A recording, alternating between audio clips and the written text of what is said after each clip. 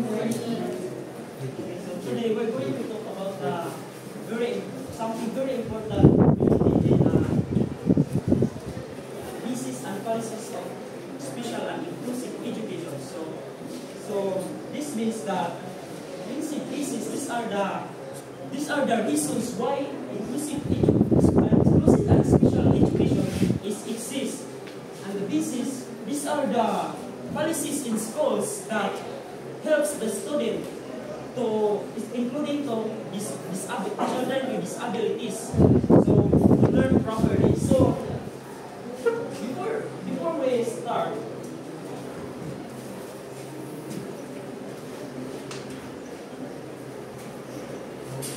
Andy, read that. Explain the importance of these policies in promoting inclusive education. Analyze how these policies impact learners with special needs. Identify key legal policies on special and inclusive education. Okay, so thank you. So,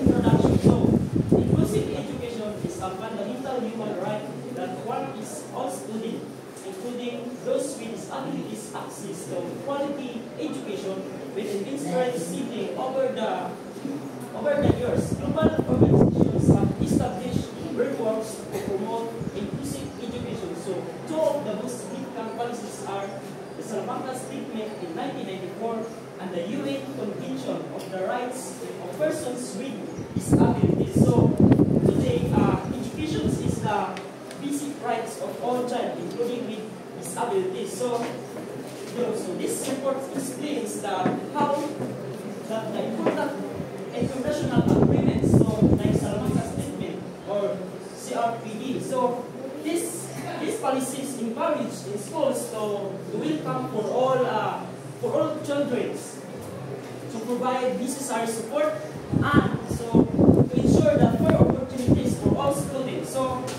and also this discuss how students and policies and how students and schools are support to help the students' needs of the all learners. So now first is the Salamanca Statement in 1994. So can you read it?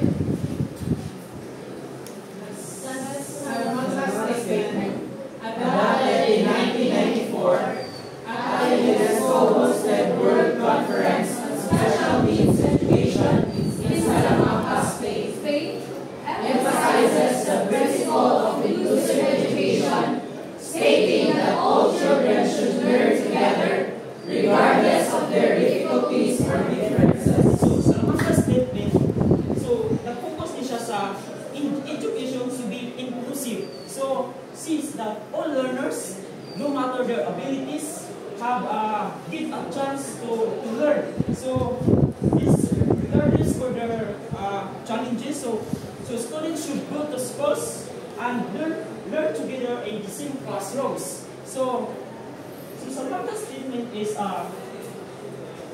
this is the meaning. So schools support to everyone child's to needs instead of separating them. So all children should learn. So wherever possible, regardless of their differences or difficulties. So in Salamanca Statement, they encourage how schools help the students. So in many countries, to stop separating students with disabilities into special needs. So instead, it promotes the idea of all students, no matter their abilities, should learn together in the same schools with the right support. So first is this.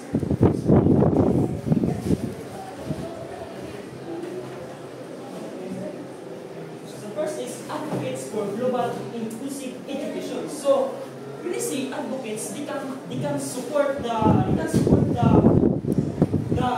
educations in the globally. So this means that this will encourage the countries worldwide to ensure that all children, including those with disabilities, have access to education in regular schools. So tanan nga mga including with disabilities, ma-appeal siya to access their mag-appeal sila sa inclusive education. So pwede sila maka-appeal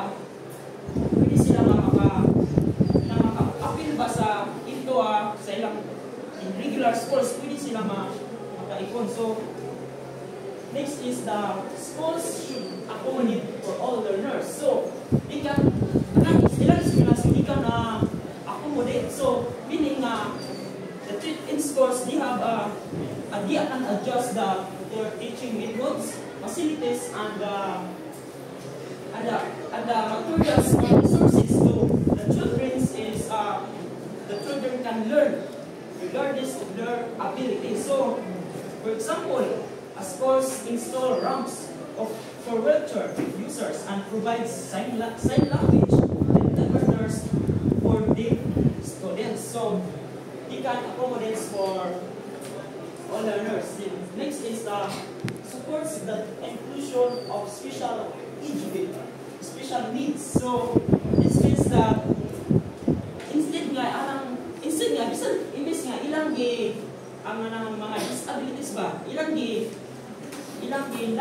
disable into a regular school. So instead of separating children with disabilities into special schools, they should be included in regular schools with proper support.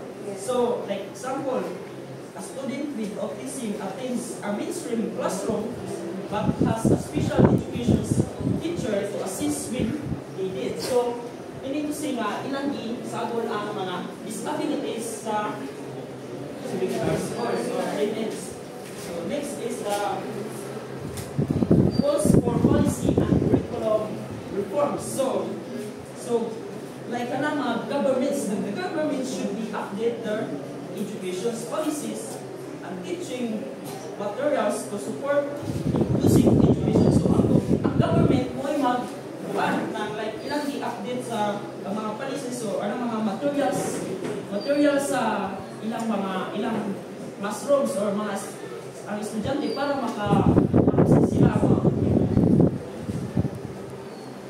So that is a course for policies and curriculum reforms. So next is the fundamental principles of the Salamanca State Land.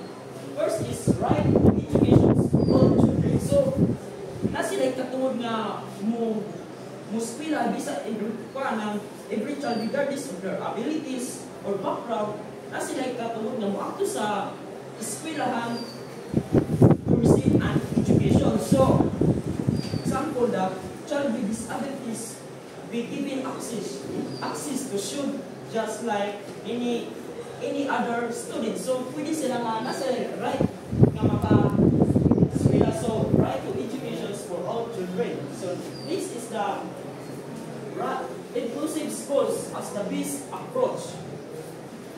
So meaning some schools that accept the students for all students, so including with disabilities, they are the best way to provide education for everyone. So you can accept and para ma-inclusive. So example, instead of sending children with disabilities to separate schools, so they learn in so makabalo sila into sa regular school. So ang mga students with disabilities makabalo sila sa kauban natong mga nasa walay mga disabilities. So next is flexible teaching method. So mga like sa ilang ipanggamit para nga become different ways of teaching to meet the needs of all students, including those who learn differently. So example, a teacher can use pictures or videos, hands-on activities, and group discussions to help students to understand their lesson. So they are teaching methods. So next is the need for teacher training and resources. So, ang ilang mga teachers, so they have to need a proper training. So, training and materials to sa ilang pagtudlo para effectively ang ilang pagtudlo sa students to with salunan and diverse. So, example, schools provide workshops for teachers on how to support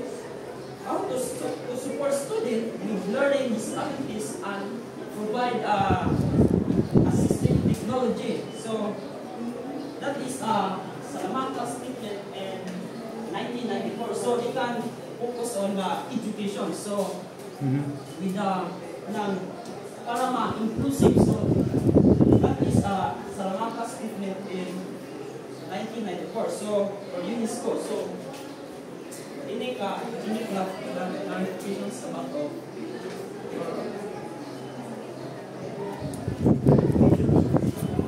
so let's proceed to the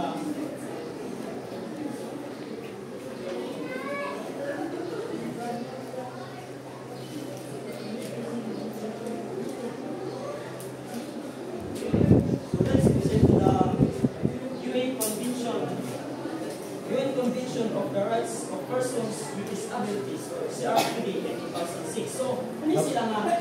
Paul, before we to proceed, the Salamanca statement of UNESCO, is that it's not a part of UNESCO or from different organization? Part siya. Salamanca statement meaning it is the statement of special needs education. Yes. Okay, so really the Salamanca statement is being created or pioneered by UNESCO. Yes. Okay, gikan siya sa UNESCO, then kining Salamanca statement is just like the one mura siya mura siya kining proclamation po nga na mo ni sila ilang guide something na. Okay. Sige. So for sa Salamanca statement and Convention on the Rights of Persons with Disabilities, so they promote inclusive education. So mamawa sila. But and Convention of the Rights of Persons with Disabilities, like they focus on educations like sa work or any kinds of para ang ilang being treated fairly in society. So can please read?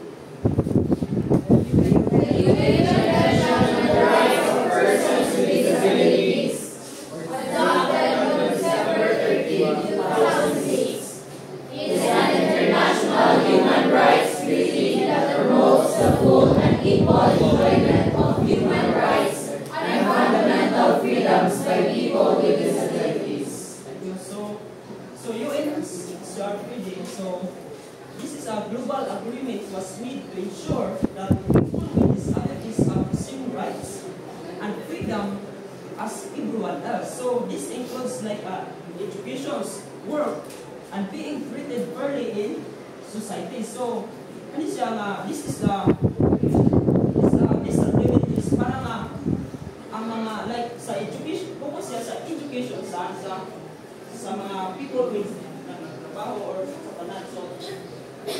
So first is the ensure education's right for persons with disabilities. So people should disabilities have right to go to school. So like pwede siya mag-go school like disabilities and pwede siya mag-work. Di ba na mga disabilities nga nagtrabaho sa? Yes. So they receive proper education just like everyone else. So example, schools accept students with disabilities and providing with the necessary support. Then so para masuportahan nila ang mga disabilities. So next is the Article 24 language inclusive education. So ang Article 24 kung siya in UN Convention of the Rights of Persons with Disabilities, education should be inclusive.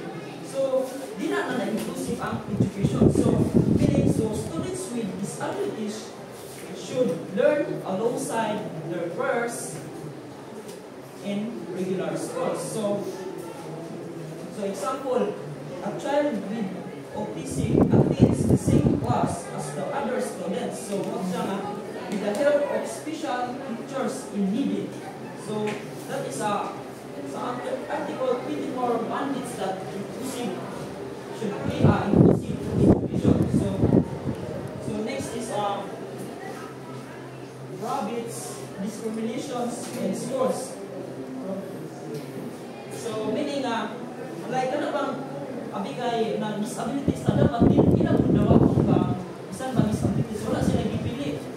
Bisan ba dili kay ilang dili nila like abigay disabilities ilang dili nila i-treat of fairly. So dapat ilang mong treat of fairly. So nang dili nila refuse ang mga kuan ng mga students with disabilities sabi kay student disability. So dili nila dawaton, so ilang kung dawaton. So that is private discrimination in schools.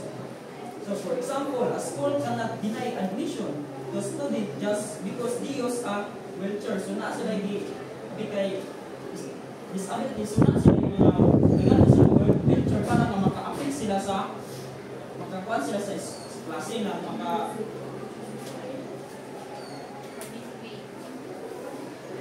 next is requires reasonable accommodations and support services. So meaning schools must be provide necessary tools and help for students with disabilities. So we can provide mga materials para sa mga students with disabilities or to help them to learn effectively. So for example, like a student with a hearing impairment is given a sign language interpreter in class. So tinatagal o nasa mga materials para ang mga students they can learn effectively. So let me clarify the Salamanca statement. Based on my research, Salamanca is a place in Spain. In 1994, they have their conferences for the World Conference on Special Needs Education, attended by 92 governments and 25 international organizations. So dito sila nagagama og statement that promotes inclusive education kanang i-discuss ni Popol, no? And the international organization apil ana ang UNESCO, UNICEF, the World Health Organization, and International Labor Organization, ILO, has also implemented aning mga organization. So really, the Salamanca statement is where happened the convention in Spain, Salamanca statement. Na dito lagi promote karon ang international, o dito na create kining mo Salamanca state, no? Thank you, sir. So let's continue. So essential principles of the UN Treaty. So first is no exclusion based on disability. So no child should be denied. So no child should be denied education because of disability. So schools must seek and support all students. So as example, a school cannot reject a student because of her physical or learning disability. So next is the accessible learning environments. So schools must be designed so that all students, including those with disabilities, can move around and learn comfortably. So kung akong explain example ganyan like ilang mga students like para mas makadali sila or maka-learn sila comfortably. So like ilang Tagalog mga like example ilang experience nila og elevators para ang mga wheelchairs mas makadali nila.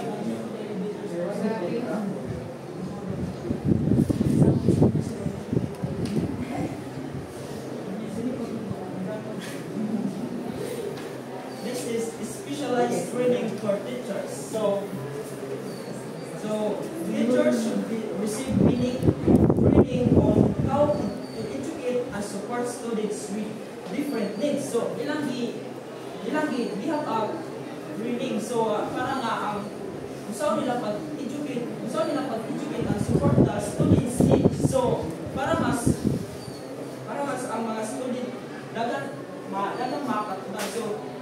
So a teachers, example, a teachers learns sign language to help students who are deaf communicate in class. So like, di ba masalot na itong mga students with disabilities sa kuan, GINDID. So kaya mga teachers dapat nago sila proper training para nga ang mga students nga disabilities makabalo sila nga makabalo sila or unsaon nila kuan ang student pag handle into to learn effectively. So this is the equal opportunities and education. So equal opportunities and education. So students should be dapat equal mga students with disabilities or dili man. So equal mo pareha mo nga makabalo, learn and succeed. So no matter their disability. So disabilities wala tayo. So example, a visually impaired student is given books and braille, so they can study like their classmates. So that is equal opportunities in education. So that is UN Convention on the Rights of Persons with Disabilities. So this is my topic.